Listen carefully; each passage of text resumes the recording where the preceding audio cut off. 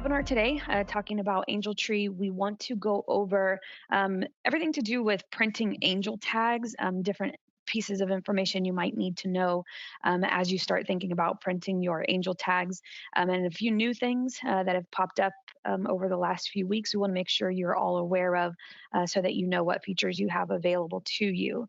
So we'll cover the printing of tags, and then and all the configurations around that, and then cover some new features surrounding the use of barcodes, how you can, where those are used within the system, how you can use them to help with your campaign. So we're going to go ahead and get started. Yeah, I think we've got it. We've got a pretty good crowd here. So we're going to go ahead and get started. Okay, so first we want to talk about angel tags. Our system is designed to help you print paper angel tags. Now we know that not every location uses paper angel tags, and you may not need have a need to print those. And a lot of locations kind of do different models of printing angel tags. So I'll kind of talk over the different options you have and what configuration settings you would need to set to follow each of those. So the first thing to do, if you are going to be using paper angel tags, meaning you're going to print off these tags and hang them presumably on a tree somewhere, at a mall or a shopping center or an office, somewhere where someone can go and take that tag off the tree to adopt the angel. If you're going to be printing, the first thing you want to do under admin, you want to go to your campaign settings. And here under this general section, we need to choose an angel tag template. So the template determines what format your tags are going to print in. To choose a template, I'll click here, edit campaign. And then I have this drop-down list of the different available templates. I'm in our test platform, so there may be a couple of different templates here, but typically you're going to have these few options. So I'm going to go ahead and choose the standard template. This is the one that the majority of you will use, unless we've done some custom work for you to create some custom tags, or you have a different type of cardstock, which we'll talk about in a second. The most of you will probably be using the standard template. I could actually click here to show a sample of what one would look like.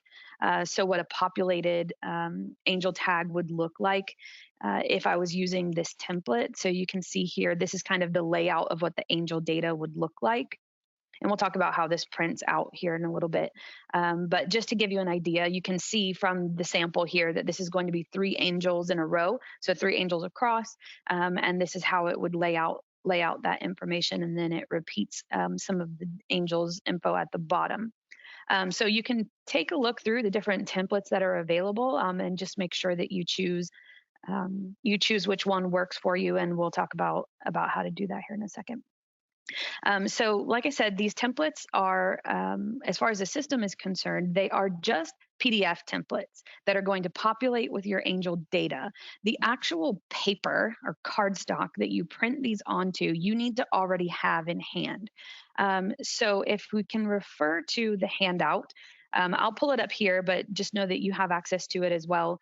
Under the meeting controls there, you should see access to the handout. There's some information about what types of paper tags you need if you don't already have them.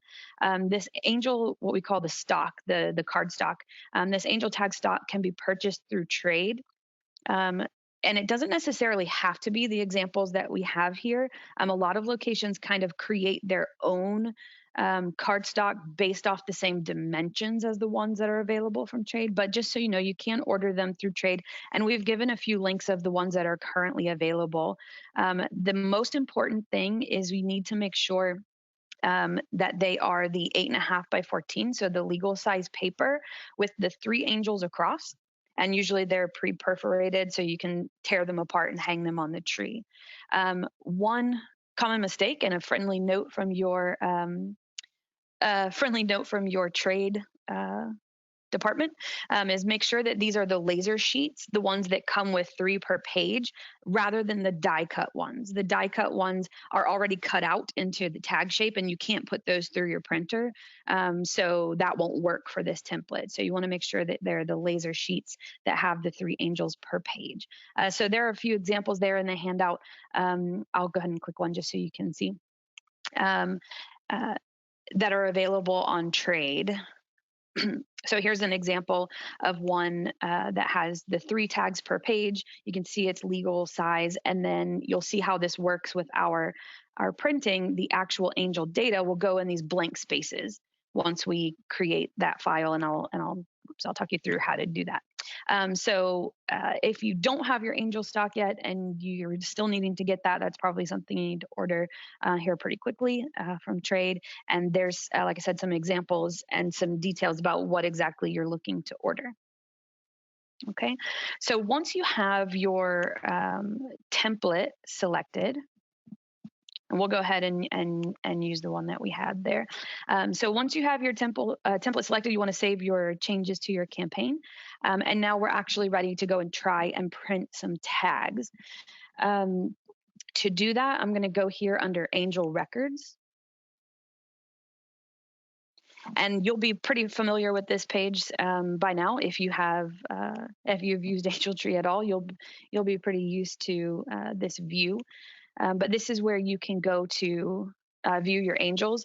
If I'm going to print angels, and I talked about this on the last webinar that we had where we covered angel allocations, it is advisable that if you're going to allocate your angels, that you allocate them first and then print them kind of in batches by their allocations. That's a really good tip to make sure that you can keep track of which ones you've already printed and print them in the right order. But either way, what you'll do is you'll come here to the Angel Records page. You can use your filter to search for any specific allocation, or however you're printing these. If you're trying to print them in order by just by family number, you want to come here and make sure that your page is ordered by family number. You can do that by clicking the column header over here. In fact, by default, it's ordered by angel number.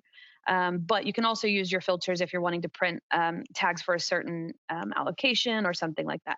So I'm going to go ahead and use my filter to search for the tags, the angels that are allocated to my fictional adoption site called Shoreline Mall in Panama City.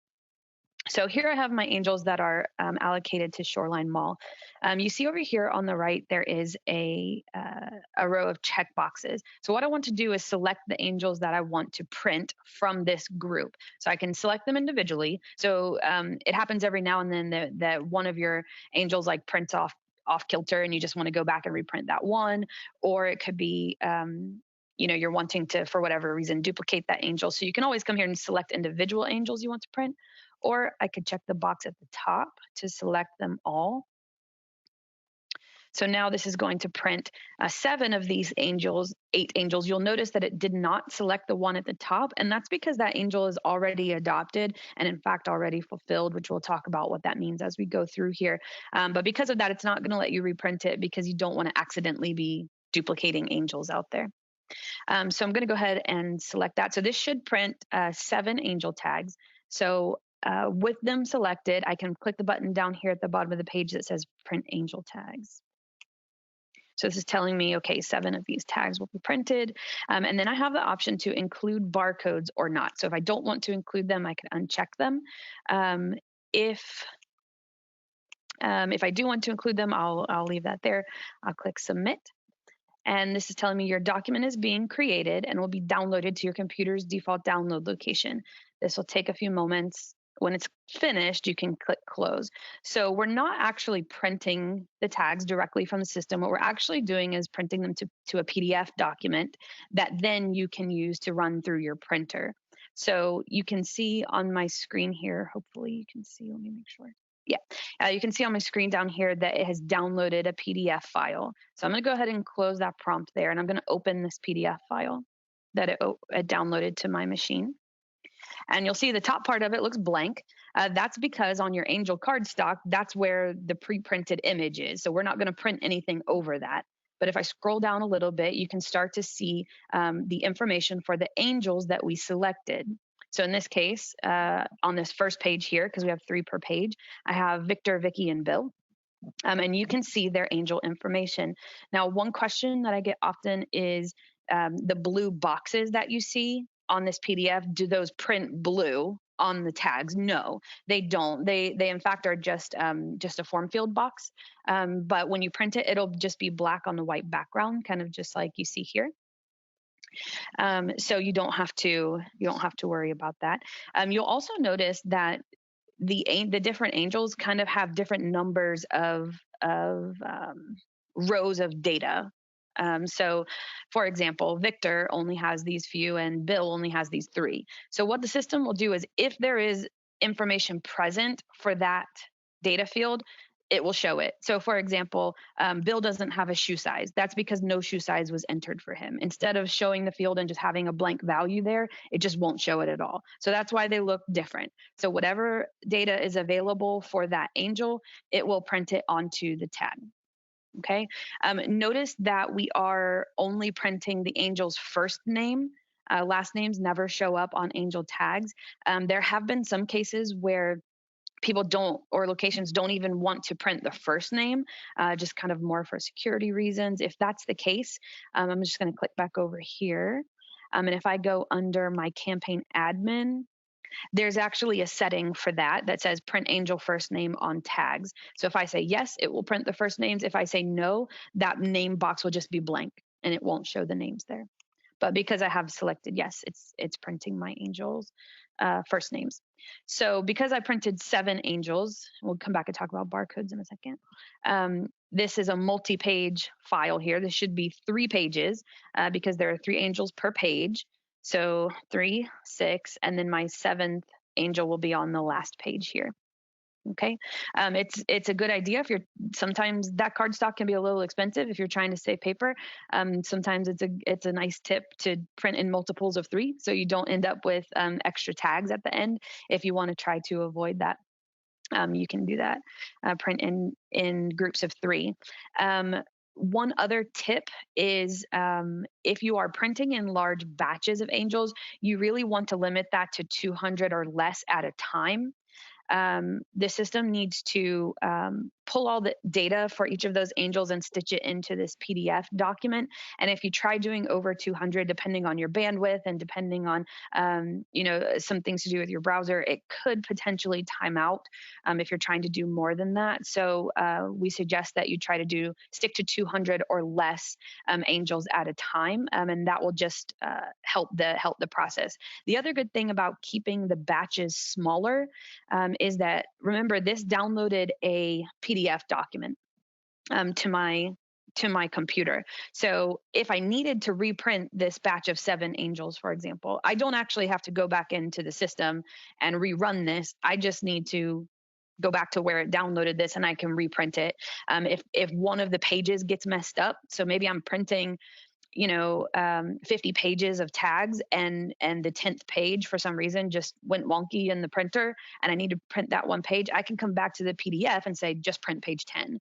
I mean, that'll help you not have to rerun the whole thing over and over. So that's one good way to do it. Another tip that I've seen what some people will do is create the PDF file and then save it and name it. So like, okay, this is my printed tags for my Bank of America allocation. So that if you ever need to go back and reprint those, you can easily find them without having to go back through the system to regenerate that. So you can store those PDFs kind of however you want to, but it is helpful to keep them a little smaller. And like I said, try to limit them to 200 or less. You might get lucky and be able to print a little bit more, but it's safer to try and stick under that number. So I'm going to go back here to my angel records.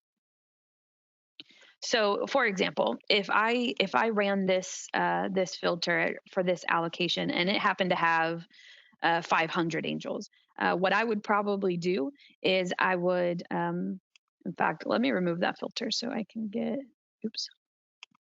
this test campaign doesn't quite have enough angels to do what I'm trying to show you here. But if it has, let's say it has 500 angels in it, and you want to print batches of 100 at a time, you see here where it says responses per page. I can click 10, so it's only showing me 10 per page. So what I would do is say, okay, I want to print these 10. Check the box, print those.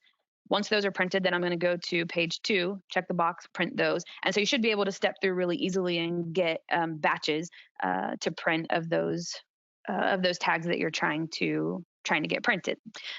So that's how you create the actual PDF that has the angel data, which you will then print onto the card stock that you already have that has those pre-printed angels on it. Okay. Now, well, never mind. I'll come back to that. So we talked about barcodes and including barcodes, yes or no. So if you choose to include barcodes, and if barcodes are available for that tag template, there are some templates where barcodes don't fit. So you want to make sure that when you're selecting your template, that you're selecting one that does allow barcodes if you're trying to use barcodes. But if you select to include them when you print, this is what they'll look like. Each barcode is unique to that angel, and it is in fact unique across the entire TSAMM system, not even just within your campaign, but it is unique.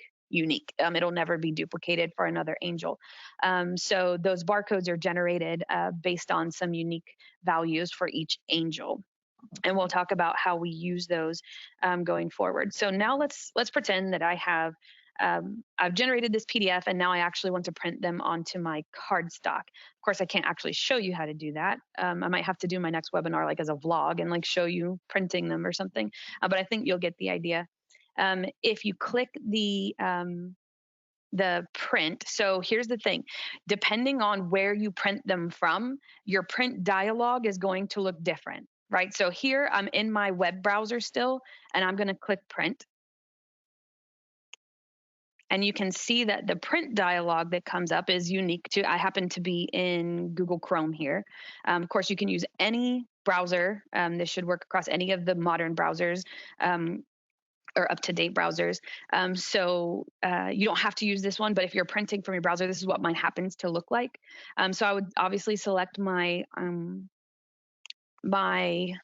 printer, and then you want to make sure that your paper size is correct. So of course, these are legal size papers. So I will make sure to choose legal. And every now and then, depending on your printer, you're going to want to do a few test prints. That's just a good tip. You're going to want to do a few test prints. Depending on your printer, sometimes the margins are not are bigger or smaller on the side, so you might have to scale it down a tiny bit to make it fit. So just play around with whatever printer you're using and whatever print where you're going to be printing them from, your print screen, just to make sure. And once you have maybe do a test print or two and make sure that they're aligned correctly, then you would run your larger batch, would be my suggestion. So that's what it looks like for me when I'm printing here from Google Chrome. I did want to show you, because this downloads a PDF, people are often printing from Adobe itself. So I'm going to go ahead and grab this new, sorry. Oh yeah, that's okay. So I'm going to go ahead and grab this from where it downloaded it for me. I want to actually open, I want to open in Adobe. Because we do get questions about this sometimes. So the difference here is just that I've opened it in my PDF viewer, and I'm going to print from here. And I just want to say that I just want to show you this because people do print from here often, and the print screen's a little different. So if I click print from here, there's an option here that says choose paper source by PDF page size. That's typically going to be the setting that sets it appropriately.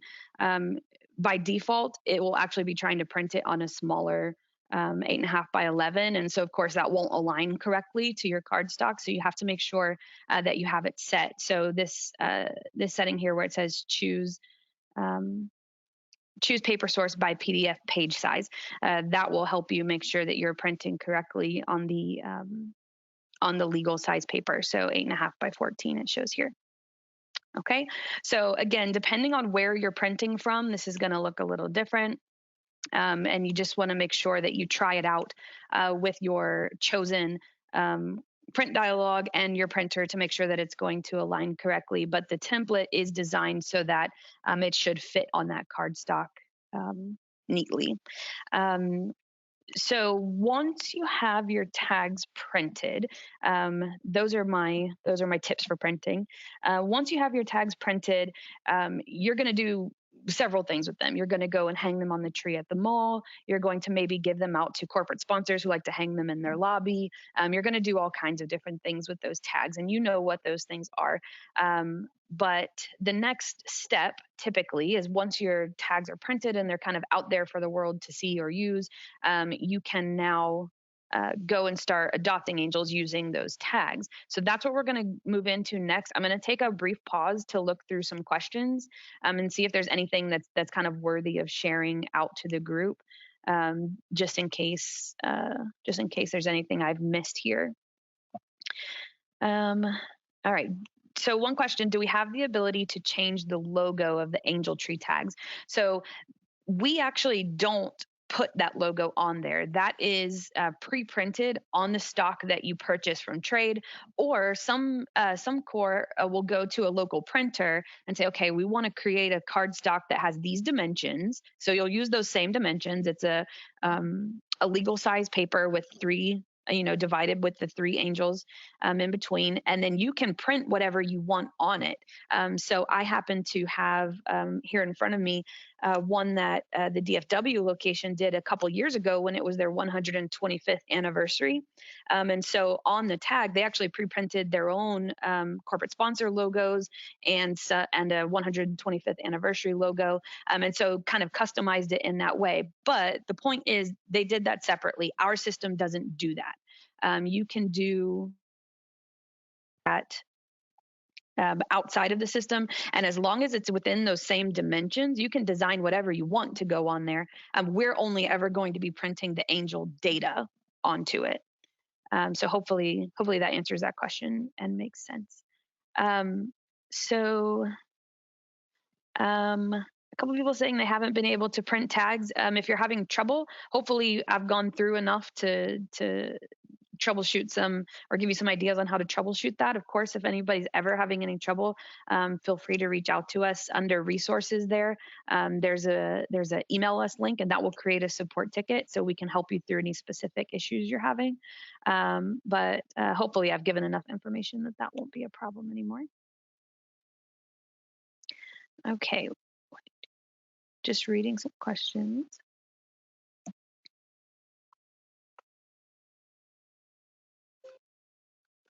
So what do you do if every angel is printed with information that wasn't gathered on the application? So as far as our system is concerned, it can only print what it knows, right? It can only print the information that was gathered onto the application.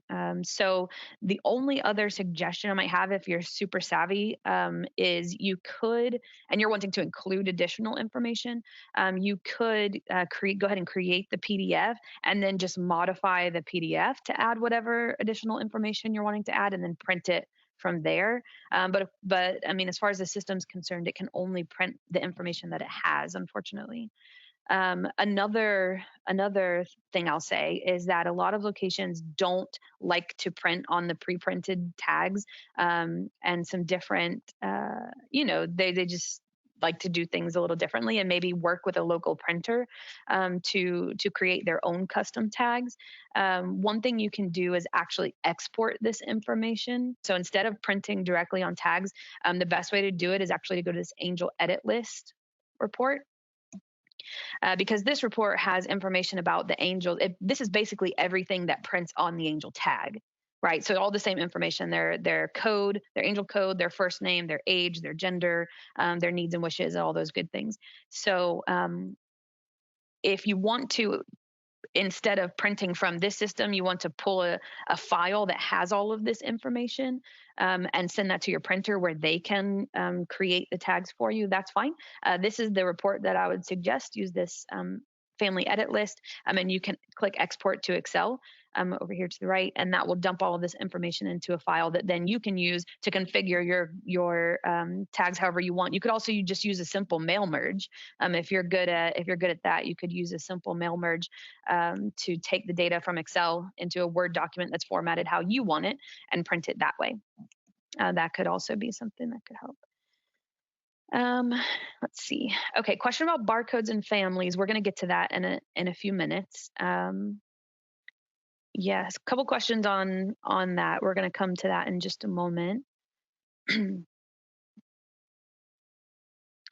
So another question: how do I customize the text that's on the tag?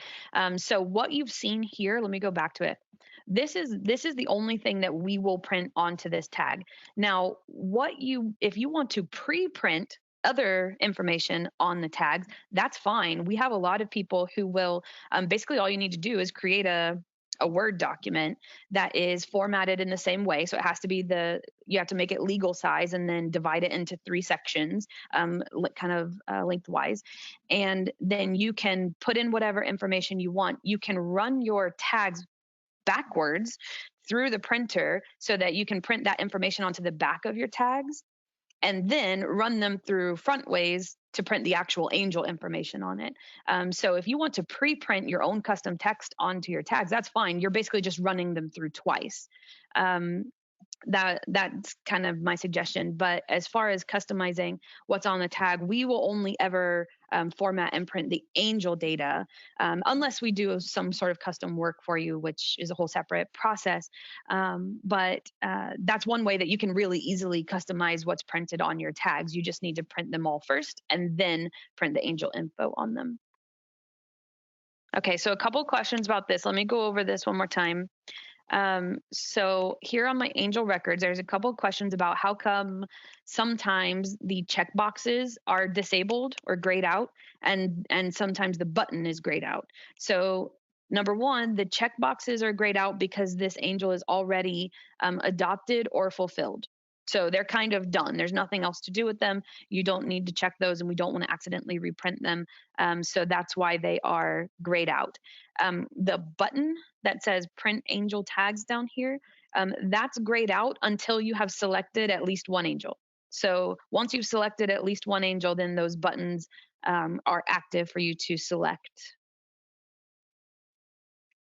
So there are a few questions about those two things. Hopefully that answers those. Okay, so questions about barcodes and how to use them. That's where we're headed next. Yes. Okay. So we're going to move on. We're going to move on to that, and I'll come back to questions again at the end with however much time we have left. So we've talked about how to create the tags, but now we need to know, okay, if we've printed those barcodes, what do we do with them? And even if we haven't printed those barcodes, how do we proceed with getting those physical tags kind of checked back in? So that's what we're going to move on to next. I'm just going to read another quick message here. Okay.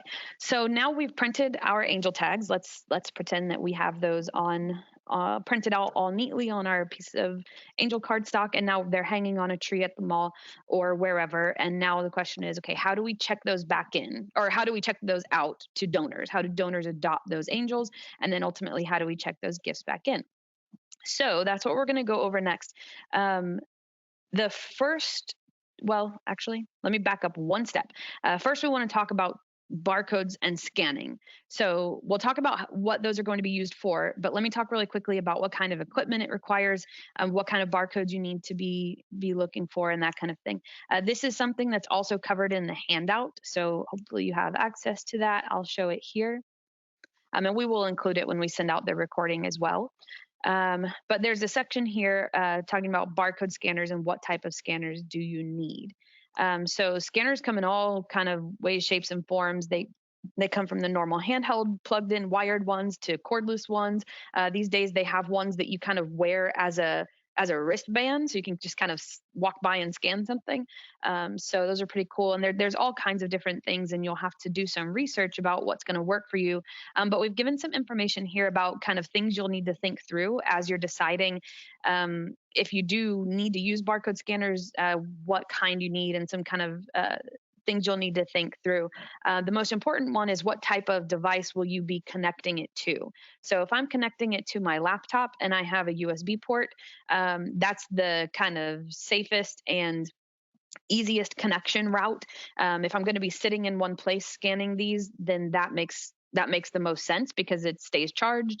You don't have to worry about that, and you don't have to worry about losing connection to it because it's kind of hardwired into your computer. Most of them are plug and play, so you just plug in that USB and it'll just work. And we'll talk about that too. But if on the other hand you're going to be doing a more kind of mobile situation where or you're doing angel adoptions with iPads or something that's not as uh, stable, stationary as the computer, then maybe you want to get something that has a Bluetooth connection. The one I'm using has a Bluetooth connection, meaning I can use it without the cord, which is really helpful, so that I can walk around and scan things, that kind of thing. So you just want to think about what type of device you're connecting to and what capabilities it has. Of course, you want to make sure if you want to use Bluetooth that your device actually is Bluetooth capable. One of the other things to think about is charging scanners. Very often the one that I have here came with only the USB attachment, so I could charge it by plugging it into my computer, or of course if I have an adapter to plug it into the wall, I could use that as well. But if they're going to be used heavily and you need to be able to rotate them, you might want to consider getting charging stations. Some of them come with charging stations, and some of them you can buy charging stations separately, or you can buy the AC power plug if you need that separately as well. So you definitely want to make sure to think about that, because it will be a surprise. I don't want it to be a surprise to you and you realize, oh, I got this Bluetooth scanner, but I have no way to charge it. Just want to make sure that you look at that when you're looking at what to order. The other question is, how many scanners do you need? And that's going to depend on how you're going to plan to use them. And you'll know more about how you want to use them once we go through that here in a minute. But the main things are using them for checking out angels or adopting out angels and checking in gifts at your adoption locations. So if you're going to be using them for that purpose, you'll need to have at least one scanner per adoption site. If you are planning to use them maybe back at the warehouse for checking in gifts, or for looking up families on distribution day, all of which we'll talk about. But if you're going to be using them for that, you need to just think about, okay, how many people might I need to be doing this at one time, and make sure you have enough scanners for everybody that you want to be using them. Tech wise, there's really only one requirement when you're looking for a scanner to use with TSAMM, and that's that it needs to be able to scan 1D barcodes. 1D barcodes are actual like literal barcodes that you see on the back of everything. And that's the most basic type of scanner there is. So pretty much any scanner you get should be able to scan 1D barcodes. Some of them are much more advanced and can scan 2D barcodes and images and all different kinds of things. Those are going to be more expensive, and you can get those as long as they still scan 1D barcodes, but it's not a requirement. Okay, so some scanners can scan other things, and that's fine. You can still definitely get those as long as they still scan the 1D barcodes. That's really the most important requirement. We also included in here just some examples of barcode scanners that are currently available. I think it's this one that I happen to have ordered. It came from Amazon within overnight, actually. And they're relatively cheap. This one was only $35. So of course, depending on how many you need, that might be different. But this one, I've connected it to using Bluetooth, I've connected it to my iPad, to my phone, and it works really well. And I've also been able to connect with a USB to my computer, and it comes with that connector. So different options there. That happens to be the one I got. It like I said, there are tons and tons of them available. They're pretty relatively cheap, unless you're getting the higher end models that maybe you'll reuse for some other thing besides Angel Tree. But as far as this system's concerned, the only requirement is that is the basic one that scans those 1D barcodes. So that information is there in the handout, and of course we'll send that back out when we send the recording as well. But those are the things you want to think through as far as getting this equipment if you're going to be using it. Okay, so now that we have a scanner, now we have the option to use it. So there's a couple different ways you can use scanners. The main one is going to be when you're doing Angel check-in and check-out. Okay, so when we say Angel check-in or Angel check-out and Angel check-in, these are the in-person adoptions. We've talked on our last webinar, we talked a lot about online adoptions, and those are fine. But if we're talking about in person, where somebody's actually grabbing the tag off of the tree, how does that donor's information get input into the system? How do we connect this angel with this donor? So to do that, under angels here, I'm going to click Launch Angel Check-in, Check-out. So this brings me to, it looks like a different site. It kind of brings me to a different screen. The reason behind that is what you can do is at your adoption sites, if you have someone sitting there with a laptop or a iPad or something, they can either help the donors check out this way, or the donors can actually do it themselves. So this is kind of a little self-contained, little page, a set of pages here that lets the donor walk through checking out their angel in person, as opposed to the online adoptions, which is a different thing. Even though this is technically online, we are still doing it, but the idea is that the person's there in front of this, in front of the angel tree, checking this out as they go. So I'm going to click on Check Out Angels. And here I'll see a form where I can enter the angels that I'm trying to adopt and the information on the donor who's adopting them. Now, like I said, I could be doing this on their behalf. The donor might be standing there and I'm just asking them this information, putting it in for them. The donor could be entering it themselves if you have a device set up for them to do that. Or it could be that I'm doing this back in the office, data entry after the end of the day. Maybe I have a sheet where people check things out, and here I'm just going in and checking them out for them. So if you don't have the capability to have devices at every one of your checkout stands and you have people like handwriting them, that's kind of the old way to do it. You could come back to the office and check out the angels this way later, so that you're still getting that donor information and we're still tracking which angels have been adopted by which donors. But the main idea here, though, is that ideally the donor is doing this themselves. They're walking up, grabbing a tag off the tree, and they're able to check out this way, or you can help them do it.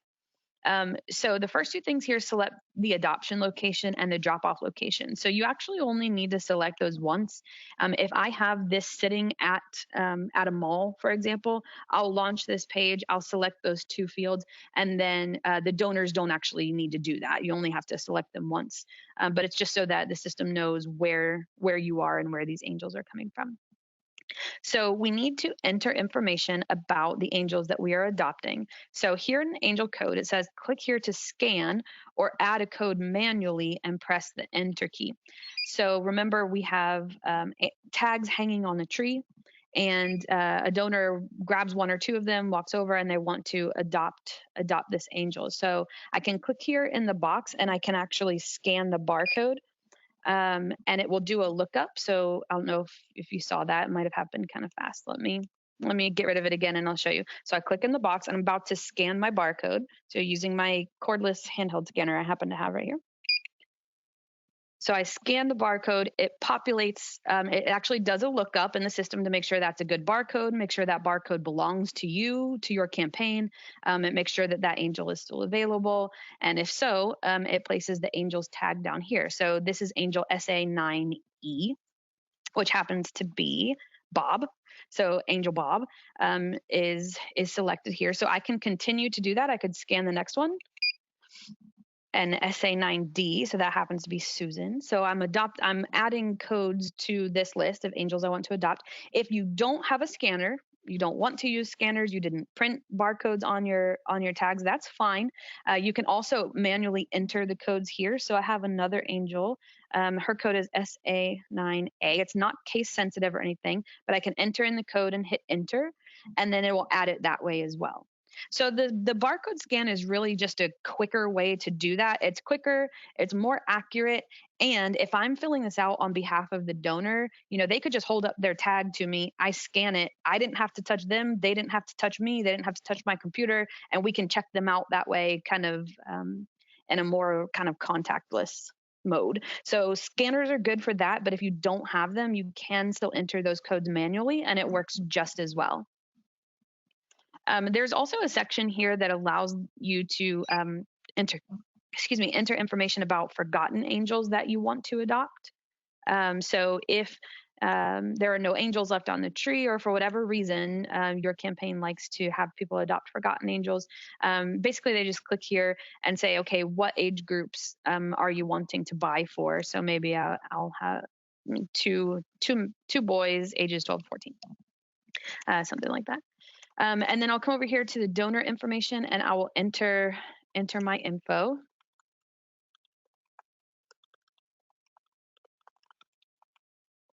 The email address is required. We are going to send them a confirmation email with information on the angels that they adopted. So you want to make sure we collect that email address.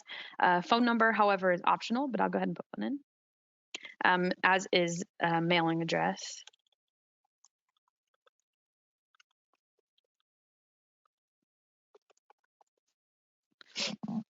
All right, so once we have the donor information entered there, I can click submit. And then this is just a confirmation that's saying, okay, these are the angels you're about to check out. If you're checking out big batches and big groups of angels, this is helpful. It won't allow you to duplicate angels if you happen to accidentally scan the same one twice. That's fine. It'll kick that duplicate out for you. You don't have to worry about that. But this is just a confirmation to say, okay, you're about to adopt these 3 angels and 2 forgotten angels in this age range. Here's the donor information. My name, address, email, phone. So if I need to edit any of that donor or forgotten angel information, I can just click return to checkout page. If I scanned one of these by accident, or I go to confirm, say, oh, actually, I only want to adopt 2, I can just uncheck it. So now I'm actually only selecting Bill and Susan. And then I'll click submit. So this is confirming these are the angels that you have checked out. So we checked out Bill and Susan. They're showing now as adopted. And I also got these 2 forgotten angels. If I come back here into the angel tree side, and I'm going to add my filter back. Let's look at Shoreline Mall here. I should be able to see which angels were adopted. So you can see the 2 here, Bill and Susan. So you can see their status is automatically updated to adopted. And of course, we have the relationship with the donor. So we know exactly which donor adopted those 2 angels. So of course, that happens immediately. You can actually see the date and time that they were adopted as well. Okay, so that's checking out or adopting angels. And so the idea is that you're sitting there at the mall and you have either the donors walk up and do this themselves on some sort of device that's there, or you have someone sitting there helping them, and you can check those out by manually entering angel codes or by scanning. So now we want to talk about checking in angels. So that means when they come back with their gift, they've done their shopping, they come back with their gift. That might be a couple hours later, that might be days later, that might be weeks later, but at some point you're going to receive a gift from these donors. So that is checking in angels. So I'm going to go ahead and click check in angels. Here we have a few other options. So we can, if they happen to have the tag with them still, or if they've taped it to the bag of gifts, they have the angel code or the barcode still there. So I can check in using my angel tags. So if I do that, it's really exactly the same like we saw on the checkout, where I can click in the box, and I can. Oh, my Bluetooth scanner went to sleep. But I can click in the box and I can scan the code and say, okay, I'm checking in this angel, or of course I can type in a number, whichever works. So if I do it this way, I'll just say submit. I'm just going to check in one of them. I'll go ahead and submit that. It says, okay, thank you for checking this angel in. If I come back over here, and we run this list one more time, we should see that that this angel has been checked back in. That was Angel Bob that we checked in, actually. So you can see that the status has been updated to fulfilled. So fulfilled means that that angel has been checked back in. Their gift is here. We don't have to worry about them anymore. They are checked back in. I'm going to go back here. I'm going to go back to the check-in. If I am just checking in forgotten angels, so I didn't actually adopt any specific angels, I'm just giving some gifts, or and this would also be somebody who is just dropping off gifts. They didn't actually adopt anybody, but they want to give some gifts. You can check them in using forgotten angels.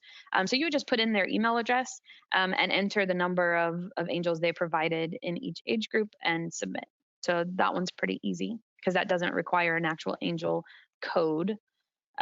Or if I don't have any of those things, so I adopted some angels, but I lost the tag, I don't have the number, I can't pull it up from my email for whatever reason, the donor doesn't know who their angels are, but they want to drop off the gifts, I can go here to look up my angels. I can enter either my email address or a combination of my first name, last name, and phone number to help us look up who this donor is. So if I put in the email address, I don't know what my email address was actually. Let me just make sure. Oh, I spelled it wrong. There we go. So I put in my donor's email address, click find angels, and those two pop up. So this person walks up and says, I adopted some angels, but I don't have their code. And I don't know who they are. And this is just easier for me. Sometimes this is just easier. You put in their email address, it finds which angels they adopted. If they brought back both of them, you can go ahead and submit. If they're only bringing back one of these gifts, so they're only checking in Bill, for example, I could just select Bill and submit saying, okay, yes, this is the angel that I'm checking in. And of course, if we go back to our donor records, nope, not donor records, our angel records, and apply my filter again for Shoreline Mall. And now I can see that those two angels have also been fulfilled. So there's Phil, or no, that one angel, because we only checked back in one. So you can see how it's automatically updating the system to show which ones have been adopted versus which ones have been fulfilled. Fulfilled meaning they have been checked back in. Now that happens. That kind of scenario I described is as donors are coming by and dropping off gifts one by one. If you want to do this another way and you want to not check in any of your gifts until you get to the warehouse or something like that, you can absolutely still do that here. There's actually a couple ways you can do that. I can go to check in angel tag. So let's say I have a mound of gifts here and they all have their tags attached to them and I just want to check them in. So I can click here in this box and I can just scan the codes. There you go. I can just keep going through, scan them all, and then check them all in at once. Right. So that could be helpful. That's a really great use of a scanner because that's going to help you check in a bunch of angels all at once. All you have to do is make sure you're clicked into that box on the first one and then just scan, and all of them will be added. And then you can just go and click submit once and it will update them all to fulfilled. So that's a really great use of a scanner. Alternatively, sometimes what will happen is you want to mark a whole allocation as fulfilled. Let's say maybe I allocated a whole bunch of angels to this sponsored allocation. This one is First Baptist Church of Panama City, and I get all the gifts back at once. And they say, okay, we had all our angels adopted. Here's all the gifts. And they just bring a big truck and dump them all at once. Well, instead of me needing to go in and like scan each gift or put in each angel code, I can actually use this filter here. So now I'm looking at only the angels allocated to First Baptist Church. I can use my checkbox along the side. Remember, I can use the one at the top to check them all. And from there, I can just click the last button down here that says check in angels. And I can check them all in at once. Okay, so I would just click submit and then I'll check all of them in. So that is another way, another quick way to check in a whole bunch of angels at once. Um, in that same vein, another question we sometimes get is, um, I need to mark an angel as adopted. Like somebody, like you just met somebody on the street that said, "Hey, I really want to adopt an angel," and you just told them, "Okay, you can have this one." But you need to actually go and put that into the system on their behalf, like they're not there anymore or for whatever reason. So you would definitely want to use the checkout option there, where you can come here and put in the information of that donor and make sure that that angel gets updated to adopted so that your records are correct. So I get that question every now and then. How do we adopt angels on someone's behalf? That's how you would do that. Okay. Um, the other uses of barcodes that might be helpful to you if you have, for whatever reason, there often come times where you need to say, wait, what's going on with this angel? Or for some reason a question comes up. If you happen to have the tags there, you happen to have a barcode, you can be here on your angel records. You can click into the box and I can scan the code. Sorry, my Bluetooth scanner keeps going to sleep. Maybe that's one downside to Bluetooth scanners. So you can scan it and it will automatically look up that angel for you. So it's just a nice way to be able to, if you're checking in gifts and you're like, I don't even know if this one was checked in yet, or like what's the status of this thing, and you're able to scan it, it will just automatically kind of filter this for you and pull up the angel that you're looking for. So I scanned Bob and it pulled up Bob for me. So that's another way you can use it. So far we've talked about, we've really just been talking about angels, angel barcodes, and how to check in and out angels. The other side of the equation is barcodes for families and how we can use those. So the way that families receive their barcode is through the distribution appointment reminder emails. Now, because this is a new feature, since you probably already scheduled tons of distribution appointments, those confirmation emails didn't have the barcode in, but the reminder that they're going to automatically receive 24 hours before their appointment will have the barcode in it. So even though some of your emails have already gone out, from this point forward, any new appointments that are scheduled and any appointment reminders that go out will have the family barcode in them. So I'm going to show you what that looks like. Let me remember where I put that. Right here. So that is going to be, there we go.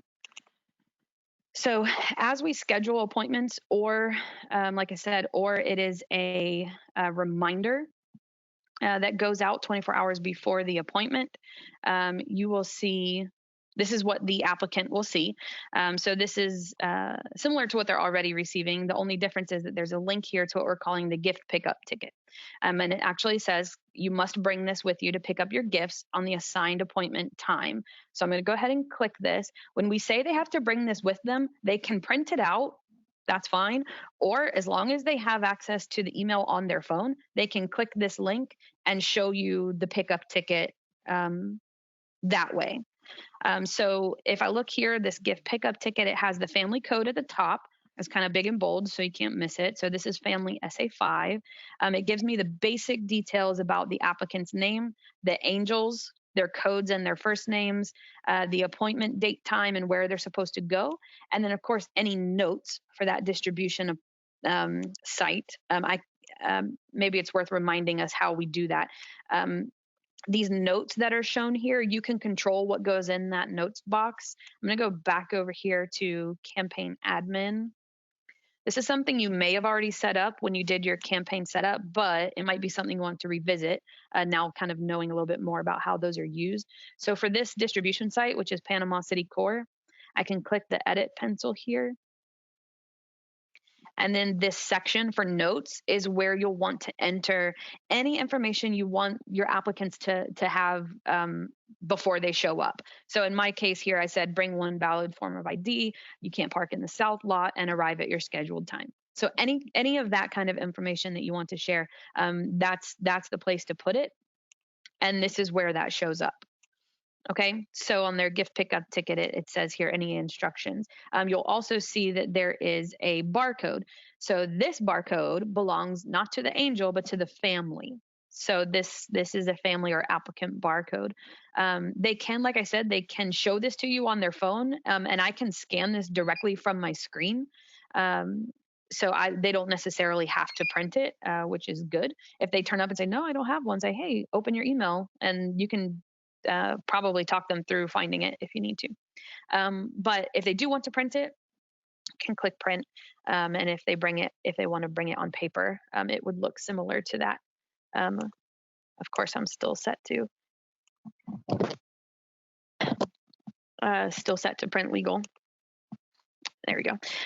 But that's what the ticket would look like. So now the question is, okay, we know how they get these barcodes, but how do we use them? So if I come back over here, I'm going to go to applicant records because now we're talking about applicants and families. So the best use of this is actually on your distribution day.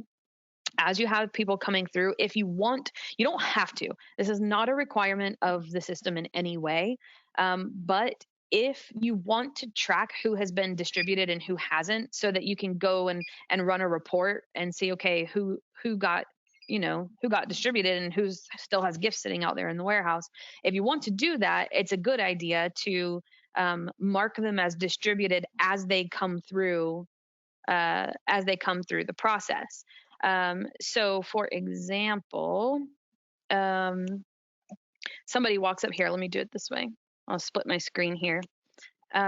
Somebody comes through and they say, "Okay, here's my ticket," and they either show it to you on their device or on a piece of paper. And so remember, I'm here on applicant records. I just make sure I'm clicked in that barcode box. I can scan. So I'd actually just scan that from my screen there, and it pulls up that applicant.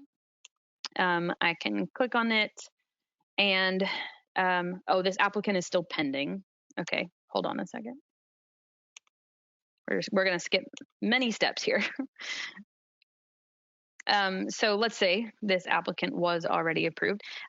There's a button that says mark as distributed. So I would scan it. It pulls up this applicant. There's no typing in or double checking, that you have the right code or whatever. The barcode makes it really kind of secure in that way. You can't kind of fake a barcode. Well, I guess technically you could try, but it'd be pretty difficult. So you can scan the barcode, and it's just a little more error proof, I guess is what I'm trying to say. Scan the barcode, pull up the applicant, click mark as distributed, confirm. And what that's going to do is mark that family and all of the angels within that application as distributed. So if I go and look back at my applicant report, we'll actually see, let me refresh it actually. We'll actually see that that family is distributed. And if I go and pull the angels, it'll show that they're distributed as well. So what that allows you to do, if you're doing that as your applicants come through, it does take a few more seconds, right? It takes a few more seconds to mark each one as they're going out the door, but it gives you the ability to come here, use a status, and say, okay, show me everybody who's distributed. And now I can see, okay, we've distributed one family. And then as I do that throughout the day, I'll see, okay, we've distributed 100 families. In fact, here on your dashboard, you'll actually see the number of angels distributed is updating as we go through. So at any point during the day, you can take a look at the dashboard and say, okay, this is how many we've distributed so far, and this is how many we have to go. So that could be helpful for you. There may be some other uses of the family barcode that come up along the way, but really it's used as a lookup tool to save you some time so that you don't have to key in and keep redoing the filter every time you want to find a new family, because you can just click in the barcode. I think we're like out of time, but I'm going to stick around and answer some questions if you're happy to do that. Otherwise, remember that this is being recorded and will be made available in our training library. I've seen a couple questions of how to get to that. If you're logged in here under Angel Tree, the easiest way is to just go under resources, go to training videos, and you'll find it listed in our YouTube channel there. Okay, so once the video gets added, you'll see it listed there. Okay, so I'm going to go over and start looking at some questions. Oh, okay. So, some ideas about other ways we can use barcodes, maybe printing them on the application, the family applications, and things like that. Yes, that's true. We could definitely look into doing that. We'll add that to our list of updates, and hopefully we can get that in place soon. Because yeah, that's a great idea. Um, um, Here's a question. Is it possible to allocate forgotten angels to our public adoption site? Unfortunately, it's not. Forgotten angels are not necessarily tied to an angel record. They are just basically gifts that are general gifts that are returned. So we don't currently have a way to do that, but we've gotten that question enough that we're trying to come up with a way to do that for next year, so donors can commit to buying a gift, just not for a specific angel. So in that way, it's forgotten angels. So we may have some updates for that next season, but currently there's not a way to allocate forgotten angels on the public site. So okay, here's a question. Um, and it's our team has been answering these questions behind the scenes, but since it's a good question, I think other people might be interested. I'll go ahead and answer it. But what options do you have to print a warehouse list for them to check off each child that would have the child's wishes, and which is returned and which isn't? So a great way to do that, we kind of looked at this earlier, is under angel edit list. This is a report that you can use to do something like that. So you see that it has a status, it has a filter for status even.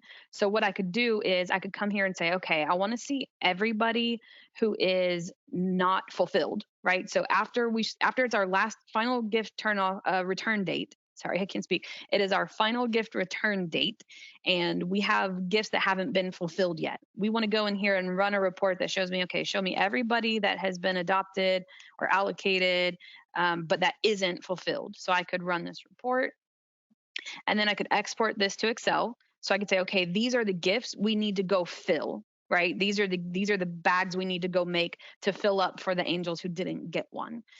So this is the perfect report for that kind of thing, because it lists the angels' age, gender, and their needs and wishes. So you can go look from your pile of extra gifts and see what you can get for them. So that's a great way to do that. And that is something that a lot of people will need to do. So that's a great question. Yeah. So question about what happens if basically you just have a gift drop-off bin, maybe at a Walmart or somewhere like that.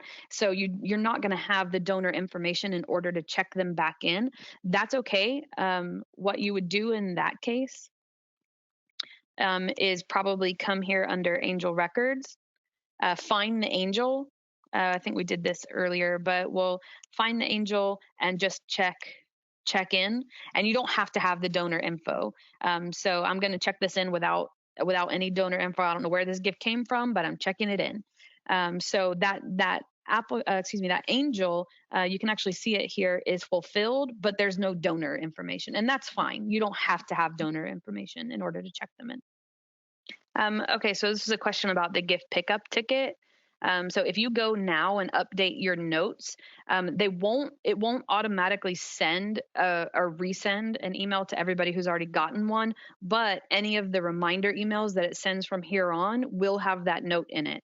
So since you haven't had any distribution appointments yet, if you add that note now, everybody will get that information at least once on their reminder. But no, it won't go back and resend anything. All right. Thanks for coming, and we hope you're liking Angel Tree so far, and we look forward to doing many more of these down the road. Thanks so much.